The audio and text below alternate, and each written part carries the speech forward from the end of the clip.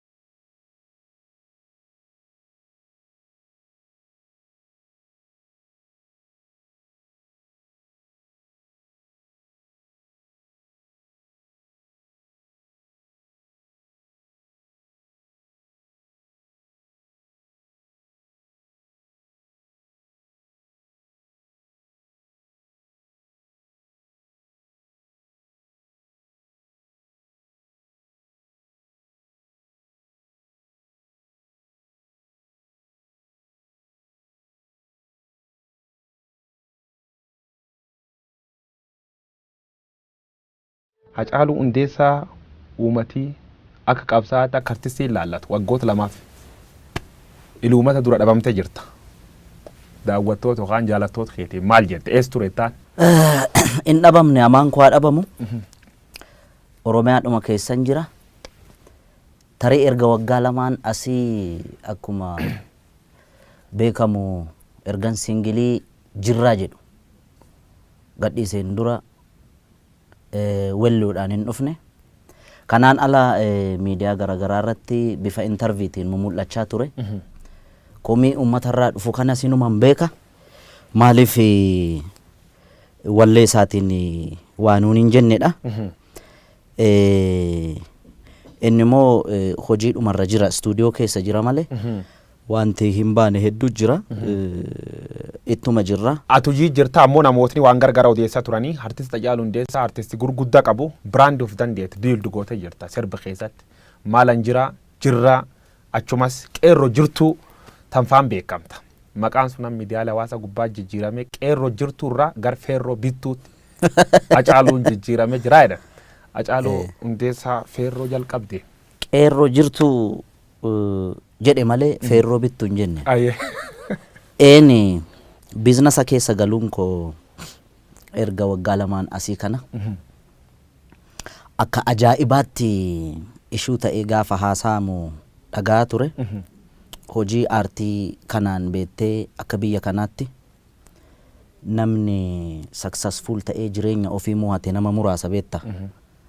Keessattuu immoo karaa artistoota Oromootiin yoo dhufte kamaqaa qabsoo Oromootiin dhiibamee roorrifamee dadhabee karaa Keeniyaaf karaa Sudaan baqatee biyya hambaarra jiru paartaayimii isaa muuziqaa hojjeta malee fuultaayimii muuziqaa hojjeta illee hin jiraatu biyya Faranjii keessatti artistoota gameeyyii hedduu beeka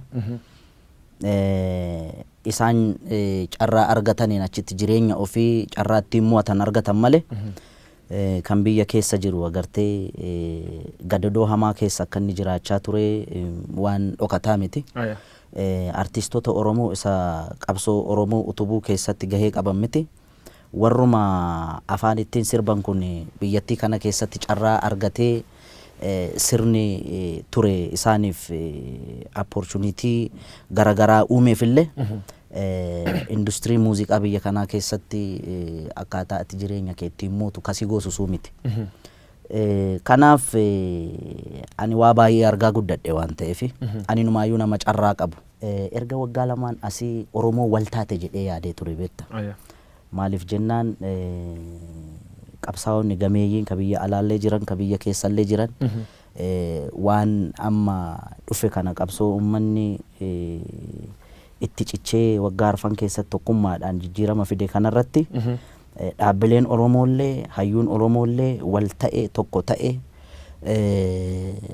Oromoo ceesisuuf deema jedhee gatee yaadee fi qilleensa jidduu kana keessatti maal hojjechuu qaba jedhee yaadeeni. Baankii Hojii Gamtaa Oromiyaa obbo Dirribee beektala.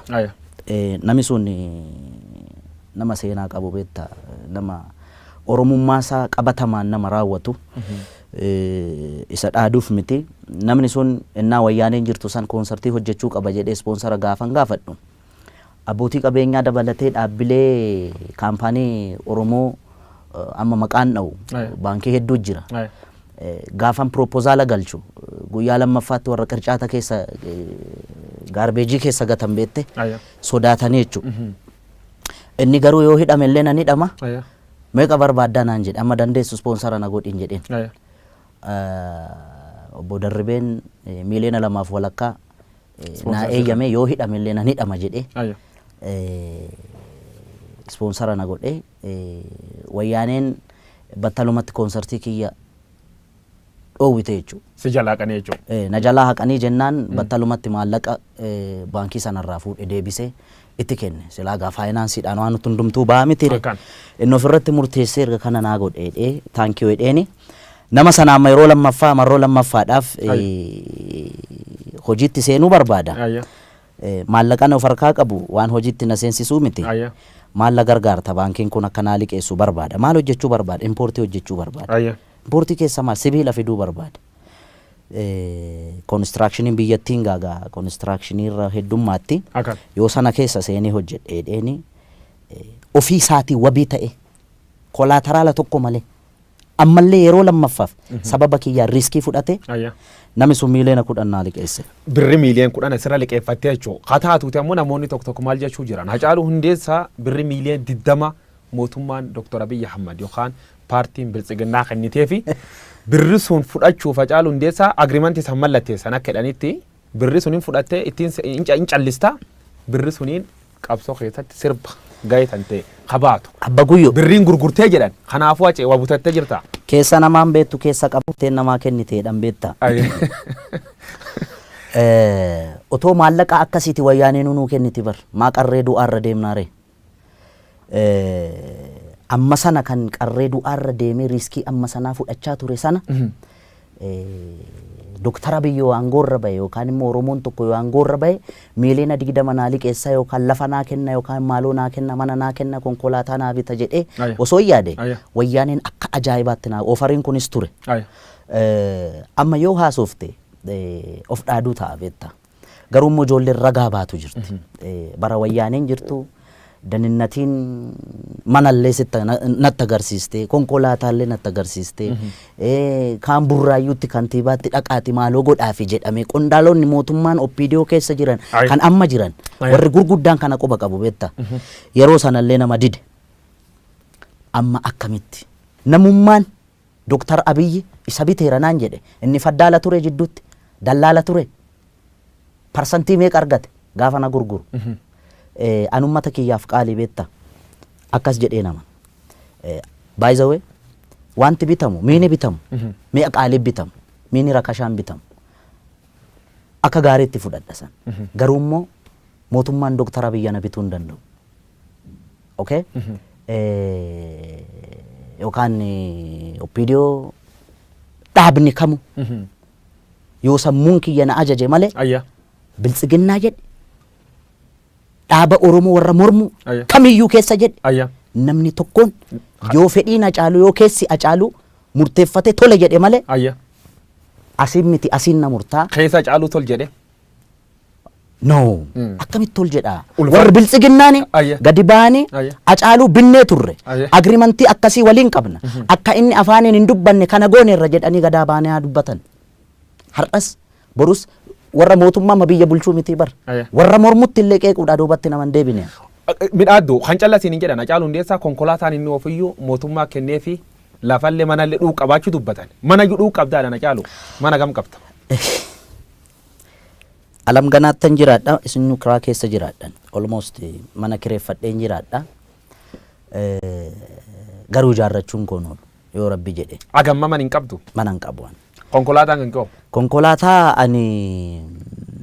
konkolaataa amma oofu sana dura diyaaspooraan naa bite akkamitti naa bite an biyya kanatti beektaa eddan koonsartii hojjedhee maallaqa argadhee an albama kiyya hojjedhee waggaa lamaan booda biyya keessatti akkan hin hojjamne Hayya. hojjechuu qofa miti. Miidiyaa TV Oromiyaa irratti illee akka sirbi koo tokkichi hirran dabarre uggurame carraa Ameerikaa ittiin bahu argadhe Ameerikaa, Awurooppaa, Kaanaadaa, Awustiraaliyaa irra deemee uummanni biyya alaa jiru naafaa jiraatu. Baay'izawee kadhaa miti kanan deeme biyya alaas Ayya. dandeettii kiyyaanan deeme. Akkan. Uummanni koonsartii kiyya seene Hacaaluu gargaarraaf osoo hin ta'in Hacaaluu waan jaalatuuf Hacaaluudhaan intarteen taana jedhee seene. Ayya. Ani immoo uummanni sun jaalala inni naa ibse hamilee inni naa kenne qofaa miti. Ayya. Maallaqa seenee kaffalee seenee na laale. Ayya. Kaanaadaa deemee tuurii otoo hin gochaa jiru asii biyya irraa natti bilbilan. Abbootiin qabeenyaa Oromoo gara nama 5 moo 6 7 ta'us danda'u beekan. Akkan. Maallaqa walitti buusanii sarpiraayizii na gochuudha Makiina kan sii bitan. makiinaa kana bitan. Hacaaluu Hundeessaa meeshaa birrii akkana fudhatee mana akkana qabaa waan akkana mootummaan tolchee fedhee oloolii miidiyaa hawaasa gubbaa bal'inaan sirdeemu quba qabaachuu natti himtee turte. Namni gariin agartee taargeetii inni barbaadu keessa yoo ati seenuu fi baatte Ayya. waan barbaade jechuu danda'a. Ololli kun eessaa kaate beektaa? Ayya. Warruma qaama mootummaa keessaa baate. Ololli kun. Ayya. Okay? Maali kaayoonis duuba jirtu? Kaayoon si duub jirtu gaanii yoo yaadu tarii warra mormuuf itti fakkaachuu danda'a. Maaliif jennaan waan hin calliseef. Achi keessa taa'ee fudhatama yookaan jaalatamummaa uummata bira qabdu kana qaamni dhabamsiisu achi keessa jiraachuu danda'a. Ka mormu keessas hin jira, ka biyya bulchuu keessas hin jira. An kana sirriitti quba qaba beektaa. Garuu dantaan hin qabuufan hin callise malee agaruuna. Amma waan jiraayyuu uummati beeksifte. Fuulduraaf namooti shakkii qaban. Artistoota waan garagaraa taasifama. Artistoota namooti bebeekamoon bu'aa dhuunfaatiin deebi'anii yoo dhuga uummata dhoksanii mul'ata. Kanaafuu artistoota shakkanii maqasanti baasan. Warra Hacaaluu Hundeessaa shakkuuf fuulduraaf Hacaaluun birriin jijjiiramaa jedhee fuulduraaf ka shakku. Hamma yaatti himta. Ka fuuldura maal dhaamtaaf maal jettaan? Beektaa hawwisoo keessatti hawwisoo mootummaan hooggantu kana keessatti artistii gameeyyii jira beektaa. Ka sagaleen ajaa'ibaa. Biiftuu Oromiyaa keessa jedhe burqaa burraayyuu jedhe hawwisoodhuma mootummaan akka aadaaf turizimii of jalatti qabate artistoonni achi jalatti jiran hacuucamaadha beektaa. Artiin muudii barbaada. Artiin ayyaana qabdi beektaa. Dabballeen gaafa kana godhi gaafa misooma irratti sirbi gaafa maaloo irratti sirbi gaafa maaloo irratti sirbi gaafa siin jettu ati artistii miti beektaa. Amma wanti nurratti raawwatamaa jiru maal akka ta'e beektaa akka dabballeen oppiidiyoo kanaan dura biiftuu Oromiyaa gochaa turte. Biiftuun Oromiyaa keessatti artistoota otoon sii waame sagaleen isaanii kan si boochisu baay'ee jira beektaa. Kanachi keessaa ba'anii guutuu biyyattii irratti beekamuu danda'an addunyaarra deemanii waa meeqa hojjechuu danda'an kana dabballeet isaan hooggan.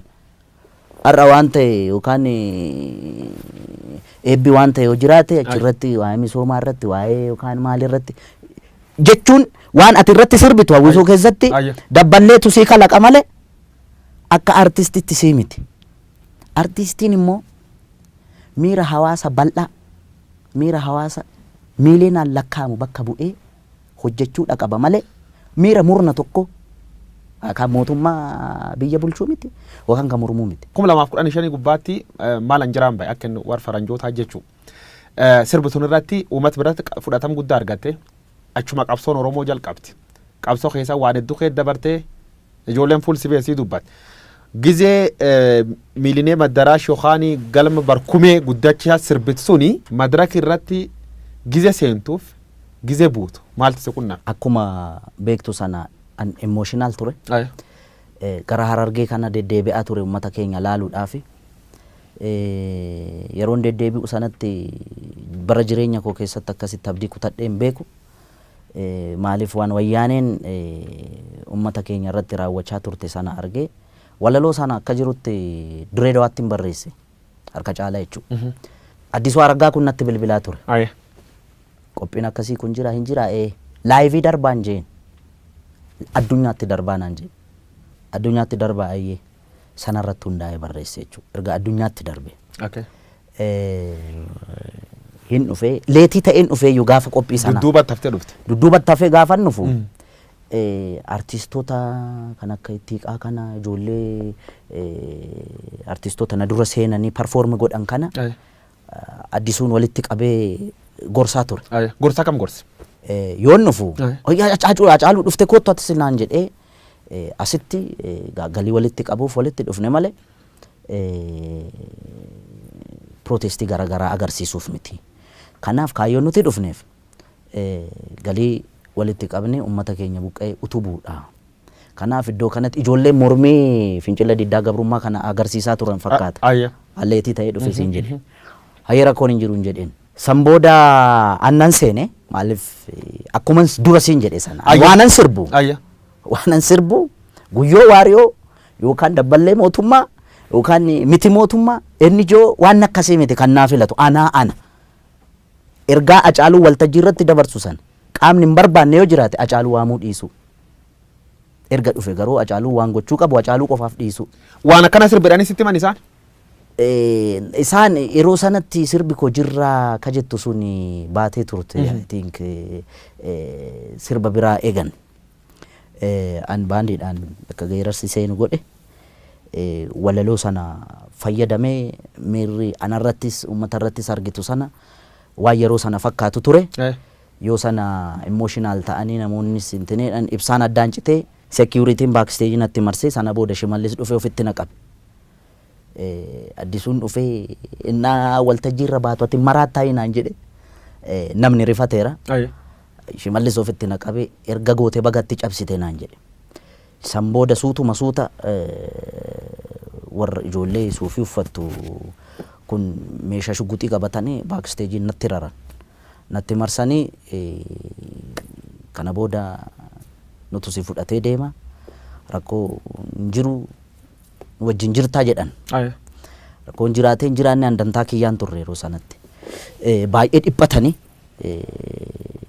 konkolaataa kan kee fudhattee deemuu hin dandeessu jedhan. Baaksteejii karaa ittiin baatu Miiliineem Addaaraashii gaafa deemu namoonni qawwee qaqqabatanii dhaabbatan arge waraana. Federaalirraa? Federaalirraa. San booda nama Toofiq jedhamu amma protokoola muummicha ministeeraa ta'u beeku. Inni yeroo sana ijoollee amma gaardota sana mucaa hoogganaa ture fakkaata.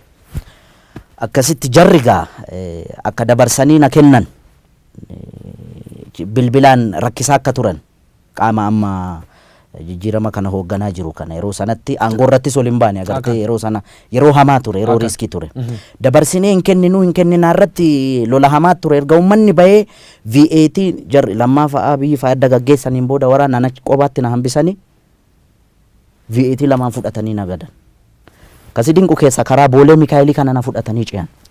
Si mursiisuuf jechuu? Yaa waan ajaa'ibaa mursiisanii na fudhatanii badan bar. Makiinaa qulfiis narraa fudhatanii biraatti kenname waan hamaa ture. Yeroo sanatti wanti dhalate dhugaan jiru kan. Maal wanni isaan haasan warri ijoolleen rafaa maal dhageetta akka simii dhufe dhan? Ijoolleen inumaayyuu mucaa Tasfaayee jedhamu tokko jira amma maqaa abbaa isaa Tasfaayee eenyu akka ta'e beeku dameetikaadha.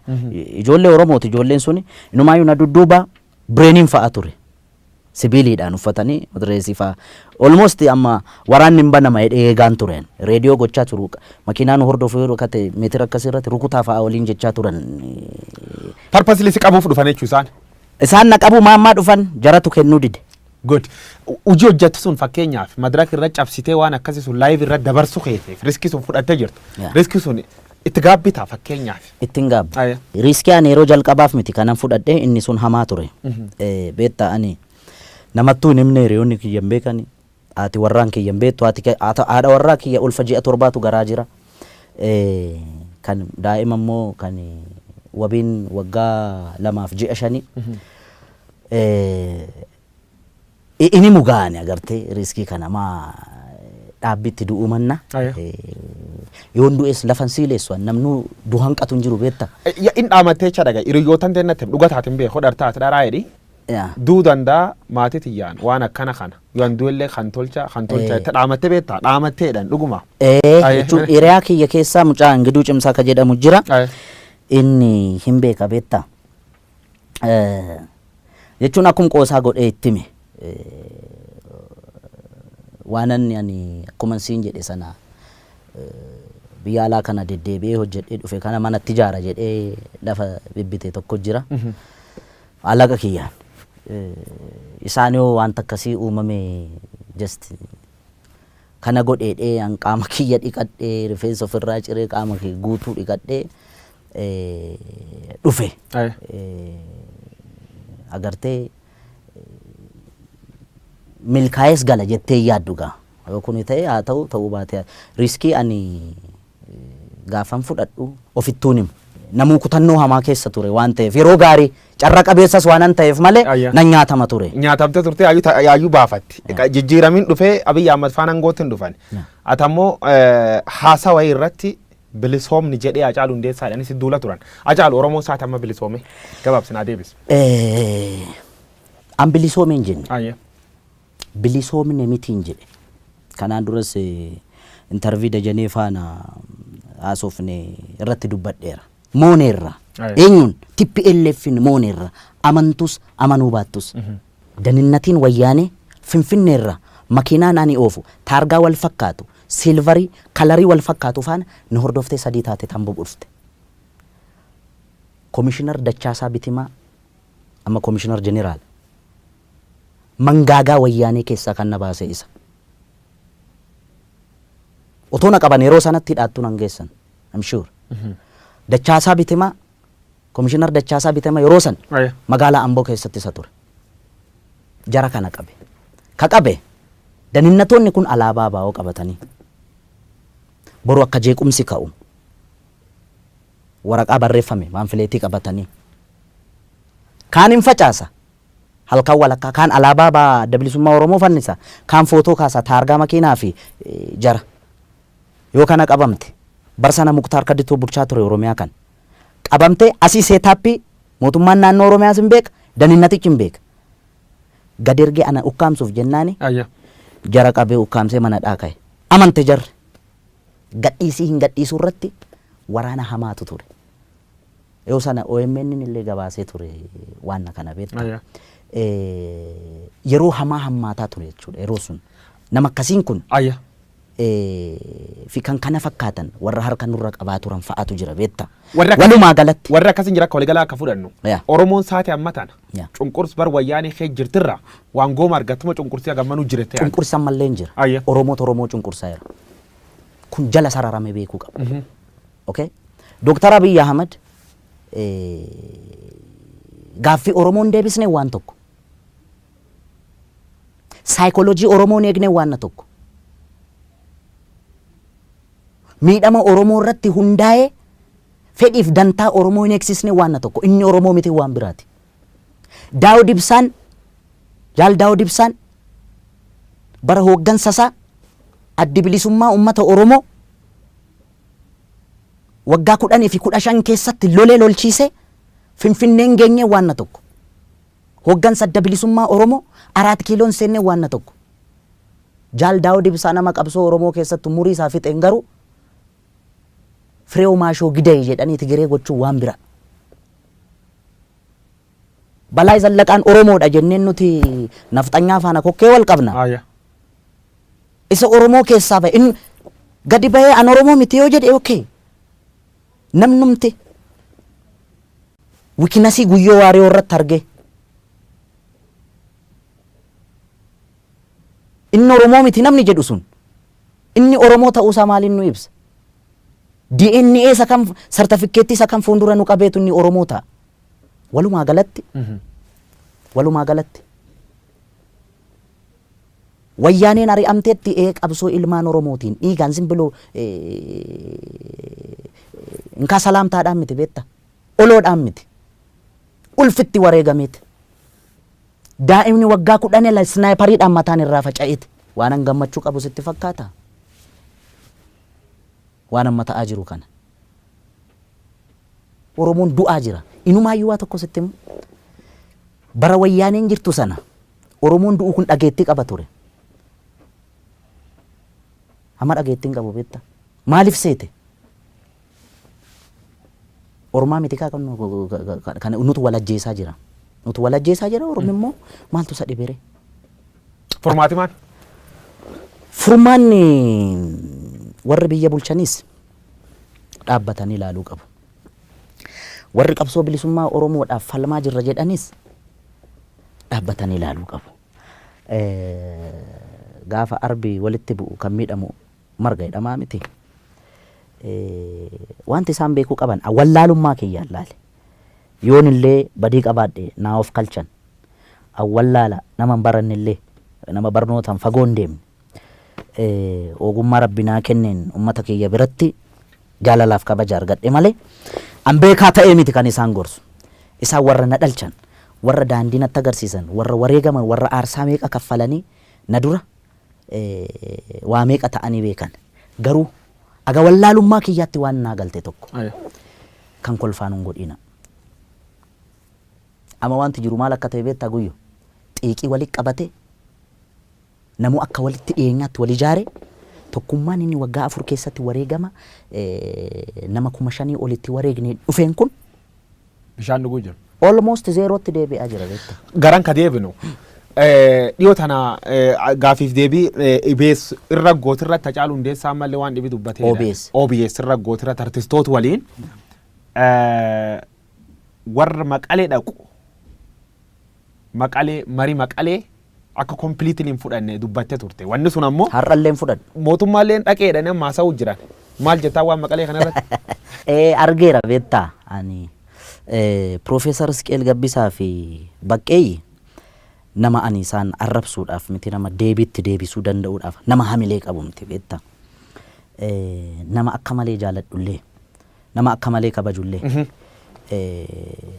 dhugaa dhiigalmaan Oromootiin yoon dhugaa haasa'e gaafa waan kana haasa'u sammuu kiyyatti isaanuu yaadadhee miti.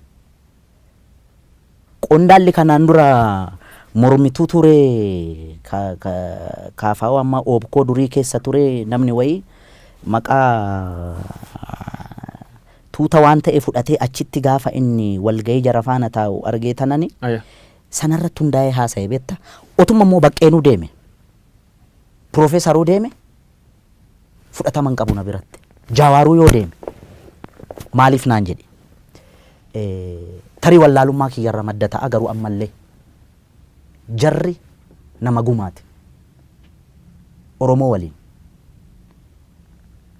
walaloo Zalaalamaa Barraa tokko sii jedha waggaa 10 meeqan dura dhaggeeffadhe waan akkasii kun isa rakkiseetu beektaa. Akkamittiin caalee akkamittiin gurbaana dhaga'uu diddaa jedhe caalii sanyii dhiiraa caalii sanyii guddaa kan dur lammiin kee ajjeesee dibatee tufeen arraabne gafarsaan gaditti saawwaatti lakkaa'e yeroo yoo argatu raadiyoon sii waadee qawween sii akaa'e ammam lammii keetiin walii galtee diddee mana gumaalitti almahaa jedheetu afaan kottaafu kan 5 ta'ee dhufu jedhe. Kan 5 ta'ee dhufu. Kan 5 ta'ee dhufu. Mana gumaa lixuun akka sirna gadaatti akka namni qaamni irraa du'e tokkotti isaantu sin ajjeesneerra waggaa 27 kallattiidhaanis alkallattiidhaanis isin ajjeesneerra isin miineerra isin saamneerra Oromoo biyya abbaa keessan irratti akka singooneerra nu of kalchaa jedhanii qeeshiif sheekii nutti erganii gara fuulduraatti akkaataa itti waliin buluu dandeenyu kanarratti kan Oromoo gaafatan isaan malee warra nuti isaan harkatti du'aa turree miti. Natti bilbilanii waa'ee kanarratti sii naan jedhe siyaasa keessatti naan jedhan diinni dhaabbataa fi firri dhaabbataa hin jiruu naan jedhan. Akkasii Dooktar Abiyyi sirrii dhaareen jedheen attam jennaan isa nafxanyaa faana isa hamannu kuniin jedheen nafxanyaa waliin ta'ee dantaa Oromoo kana nafxanyaaf dabarsee kennuu fi nafxanyaa waliin hojjeta hayyoota Oromoo ofirraa dhiibaa jira nafxanyaa ofitti qabaa jira inni jedhamu kun nafxanyaan diina Oromooti kaleessas diina Oromooti hardhallee diina Oromooti gara fuulduraattis diina Oromooti akka wallaalummaa yaada Hacaaluu Hundeessaatti. Hacaaluu 4 kiiloof sittu aanee jettee sirbite turte sirba kan kee qalammeessoo ka'ee irratti jirra oollee barii arguuf gara nu bal'isa yaanu jettee jirta oollee barii arguuf oollee barii sun arguu jirra geenne. Arginee turre. Ayya. Okay akkamitti argine seete akkuma dura siin jedhe irra deddeebi'ee akka hin taaneefi paaworii guutumaan guutitti kan of harkaa qabaa turte TPLF samma Maqaleetti galtee qobaa kiyya miti OPDO waliin hin jira.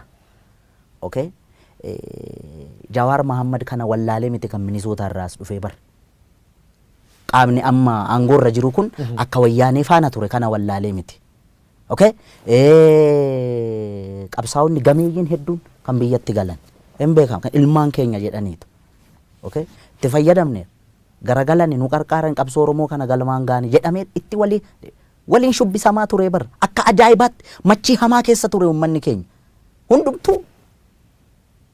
Okay sana booda ijoolleen ibidda baattee ijoolleen Oromoo lixaa fi kibba Oromiyaa kana keessatti gaafa mul'achuu calqabamu waliigalteen dhabamaa gaafa deemu isa sanatu bal'atee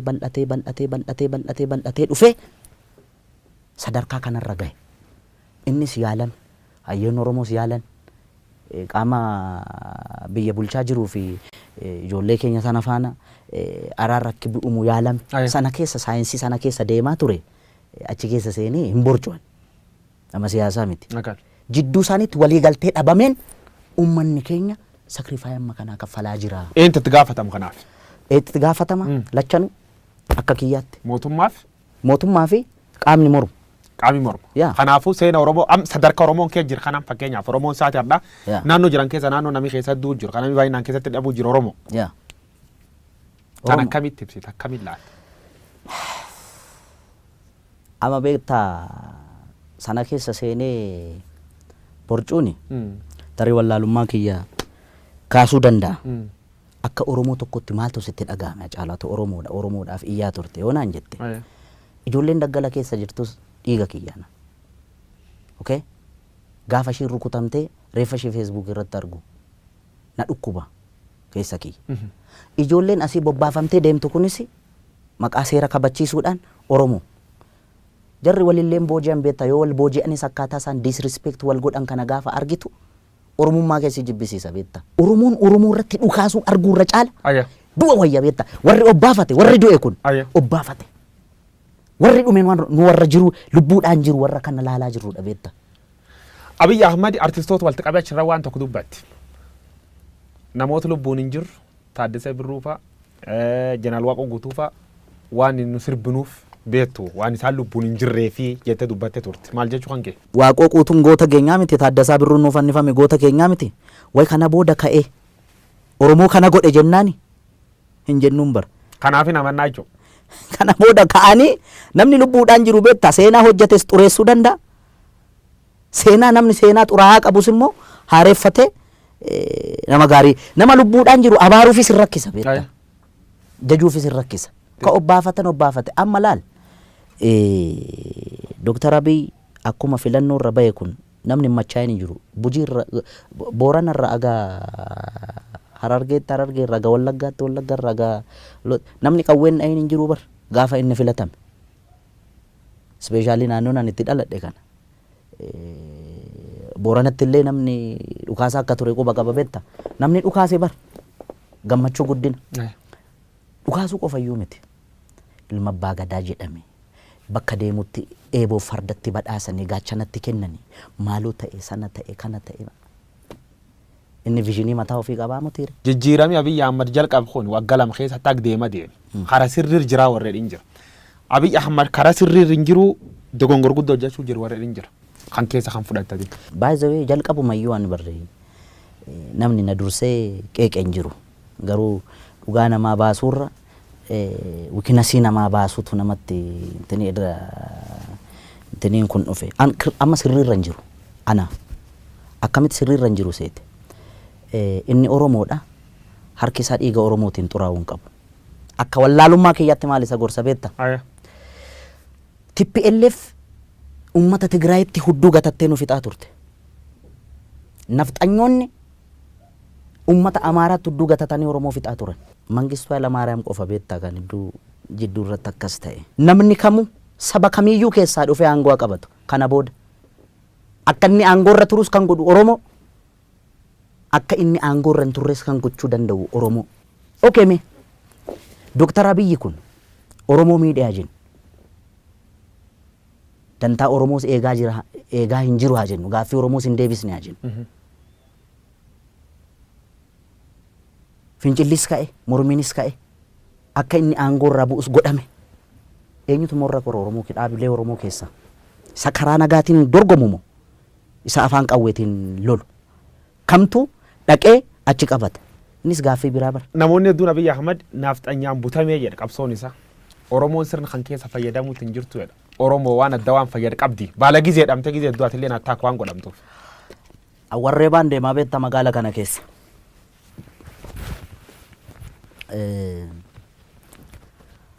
Jira wanti inni fayyadame. Abaarsa nafxanyaa fayyadameera. Inni mormuu maal gochuu qaba ture? Akkam gochuu qaba ture? Jarri akkatti isaan disrespect wal gocha ela maal seete beektaa guyyoo? Awwakkush naakkush jetti jarri. Waltuufi rakkoo hamaan kan jiru. Warra dhaaba siyaasa Oromoo kana oofan bira malee uummata bira miti. Dantaa wal dhabde isaanii kanaaf fayyadamtee gareen Habashaa yookaan gareen nafxanyaa Oromoo miidhaa jirti jechuudha. Of course amma walumaa galatti maal akka ta'e beektaa? Akka Dr. Abiyyi waraana isaa ajaje akka Jawaar ajjeesu yookaan qabsaa'aa Oromoo hayyuu tokko akka ajjeesu nafxanyaan halkanii guyyaa irratti hojjechaa jirti. Gaafa muummichi ministeeraa waanuma xinnoo bar waan guddaa miti bar gaaffiin deebi'ee hin jiru beektaami. Mee gara fuulduratti hin deebisu hin deebisan hin beenu gaaffiin Oromoo waan guddaan turre bar biyyattii kana keessatti akka arjummaa isaatti. Waanuma xinnoo waanuma Oromoo urgooftu kan yoo godhe qullaa sirbiti baatee bar nafxanyaan miidiyaa ishiitiin FM hin jiru hundi jechuudha. Yoo nagnoo waan isaan hin jedhiin hin jiran beektaa. Gaafa immoo inni xiqqoodhuma saayikooloojii Oromootti wanta buutu kana yoo godhe yeetimmi walad tini balinji la Itoophiyaan jedhanii tila hin bubbisu beektaa. Maal dookumantariin irratti hojjechaa ooluu miti? Maal anjira gubbaatti yaa galaaneetiyyaa jettee fardi siidaa hatan siidaa dabalee sini itti wanni jette. Erganu daangeessani barii ture bulbul farda badii caalu wanni farda waan fardaa sobta achi keessa waarke. Farda siidaa hataniidha. Farda siidaa hatani siidaa dabaleen soore erganu daangeessani barri ture bubbuleedha. Fardi siidaa dabalee sun farda mililik irra taa'ee kunu amma suura ka'e san. Farda hatame beektaa? Eentati? Namicha nami hattuu humnaan qotee bulaarraa fudhate beektaa?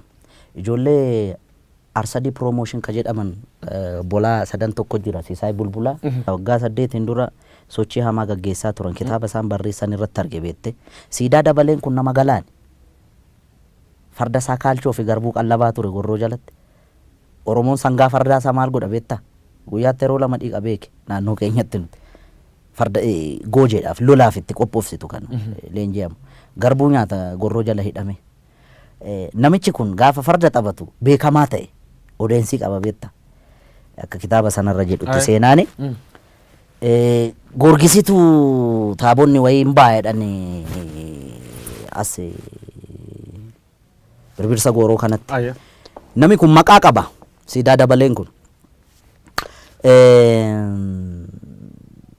namicha bira qaqqabe fakkaa Milik bira odeeffannoo Milik bira waa maatiin haa taphatu jedhame inni farda isaa miicee maaloo jedhee bareechee galaan irraa sakaraa dhufe beektaa sakaraa dhufe goojii irra mul'atee na dhadha'u kana argee nugusni taa'ee argaa ture harkaa fuudhaa jedheen irraa bute beektaa waameetu farda akkasii kun mootiif malee nama teebula akka keetiif hin ta'u isa jedhanii nu abaaran sana jettaa mire jedheeni harkaa fuudhee siidaa dabaleen boo'aa deeme.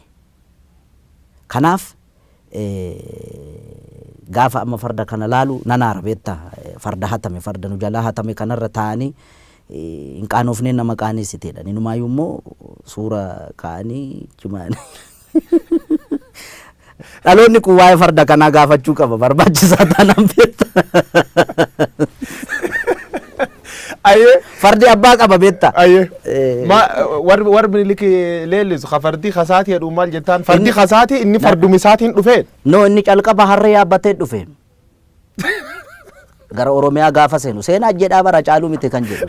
Seenaan immoo rirmi nyaatu beektaa. Seenaan seenaadha. Okay? Yaabbii fardaa eessatti beekanni amma waa'ee Adwaa faana wal qabate. Warri lole kun tuulama kana fardaan dhaqee dhukkeerraa kaase minni yaa'u wotoorra ka'ee danda'a yookaan qabaniif ittiin deemataan beekamu. Ammas bari ijoolleen gaafa fakkeessitu siidaa isaa bukkeetti gaafa Adwaan kabajamu ijoolleen jijjirti farda jalatti qabanii kan deddeemu. Sangaa fardaa si jalatti hin qaban yoo yaabbii dandeessedha kan yaabbattu. Namoonni siidaan kun kajiganii jedha. Siidaan kun yoo jig. Fardi akkanatti fardi kan Oromoo. Fardi kan Oromoodha. Akkam tolcha. Farda akkamitti jigama. Akkam tolcha. Kajige yoo inni isaarraa jigsan malee. Okay gaa inni walumaa galattan fardi abbaaf deebi'uu qaba inni dhaloonni hin deeffata baay'ee. Anaaf sirratti hin ta'in malee inni waan hin oolle beektaa waan amma Ameerikaa kana keessatti ta'aa jiru beektaami. Akkan. Biyya qaroomte biyya guddatte yakkamaa beeke. Akkan. Minilik siif yakkamaa moo yakkamaa? Oh my God. Oh my God. Ani inni gaa reeffaa miirammaa ekeraadhanni. Jechuun seenaan rirmi nyaatu siin jedheera. Seenaan immoo dhugaa. Kan sobaa jedhu kan dhugaa jechuun akkamitti namni kana na godheera jedhee sobaan si himata. Nama lubbuudhaan hin jirre. Aannolee irratti kana godheera, calanqoo irratti kana godheera gaafa jedhamu. Aboo bara sana inni barkanaan mallatteessa jedhan. Warri harkaan mallatteessu warri maastarsaa fi digirii fi PhD qabu baran mallee ulfajjeesaa jira beektaami. Inni barsanatti doofummaa sanaan harma yoo mure harka yoo mure maal inti ni gaa doofaa waan ta'eef miti qotee bulaarraa kan farda hatu kan farda saamu walumaa galatti yakkamaa hamaa. Yakkamaa beeta mangisti keetti Oromoon lolti. Wanniin isa kasiidaan isa beeta mangistu kan palaasii mootummaa keettaa sun akkamitti ilaaltate? Maltee fi wanni sun. Rifadheeraan.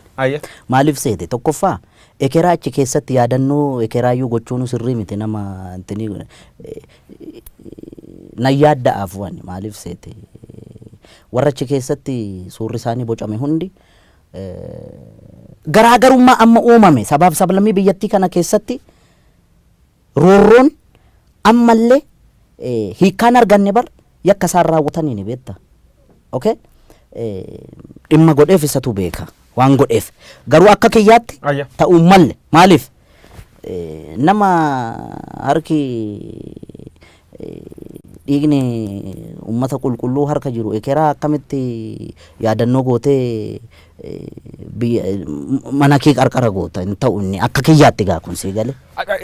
Dhubirratti saatiin qabnu waan deemuu jirtu fariifachuu jirra.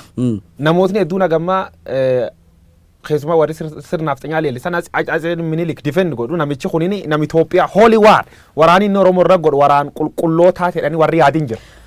Kanaaf deebiin kee maal? Qaamni miidhame immoo hoolii riveenji jechuu danda'a beektaa. Isaan sirrii miti. An kannaan galle silaawoo isaan nabiyyii miti yookaan isaa Iyyasuusii miti. Namumaa miti. Ummanni yakki irratti raawwatame yakkamtoota jedhee malee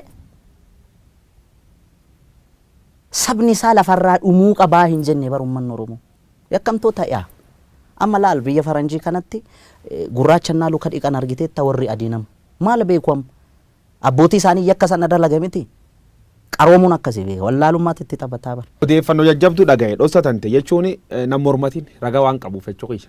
Hacaaluu Hundeessaa jirraa maalan jirraa amma immoo ees jirti sirbeer qopheesse obba'uu jiraa jedhan. Istuudiyoo kee jiraachuu iyyuu qub qaba. Mormatiin. Ati na basaasta jechuudha. Sin basaas dhugamoodhaan tan callaa onni naa jedhe. Dhugamoodhaan. Dhuga. Garuu hin baane sirboota hedduu hojjechaa jira. Rakkoon qabu waan ka'uu hundaaf ka deebii ta'uu hedduu jira. Guyyaan itti bahu gaa hin ba'a gaafa bahu. istuudiyoo keessa dhaqxee kan hojii hojjechaa jiru yoo quba qabaatte akka biltsiginnaa birrii naan kennine akkamitti quba dhabde kanan qulqulleeffanne. Ajaaluu Hundeessaa Boonsaa dhumirratti Loqoda hangafa Oromoo kana jaaladha beektaa akka booran ittiin haasa'u afaan kana baay'ee jaaladha. Inni biraan akkaataa itti dhiyeessitullee bareeda. Wanti hojjetamuu qabu karaa gama miidiyaa keenya miidiyaa afaan Oromootiin banaman hundi isaanii otoo tokkummaa Oromoo irratti tokkummaa ishii TPLF ittiin xiqqoo goone sanarratti otoo hojjetame. Ulfaadhi galatoomii Hacaaluu Hundeessaa dhumirratti addaan ba'uun dura sirbi tokko nu affeerte addaan baana. Sirba Hacaaluun nu affeer dhageen. Jirra jirra jirra jirra jirra jirra jirra jirra bullee barii arguuf garaa nu bal'isee yaanuyi yaanuyi yaanuyi yaawa irraanfachuuf. Yaawa irraanfachuu sirba Hacaaluu Hundeessaa jirraan irraa gallaa Hacaaluu Hundeessaa artist Oromoo beekamaa jir maalan jir ees jirte sirba dhuun dhufuu jira. Hacaaluu Hundeessaa hoomin rakkaat gamgamaan dhufe waan jira yaayyuu darbatee qabsaa Oromooti artist Oromoo beekamaa biltsiginna irra birri fudhate dhaniin hin fudhannee yaayyuu saniin jedhee waan jira Hacaaluu qoranne fuul duralleef gaaf inni sirba baas bal'inaa walitti deebinaa waan nu daawwattaniif galata qabdu. Sagantaan keen kun har'a jalqabee keessuma Oromoo Miidiyaa Neetwoork irraa gara dhaddacha dubbii jijjiirame jira anguyyoo waaroo obba jirma tur ulfaadha. Ace.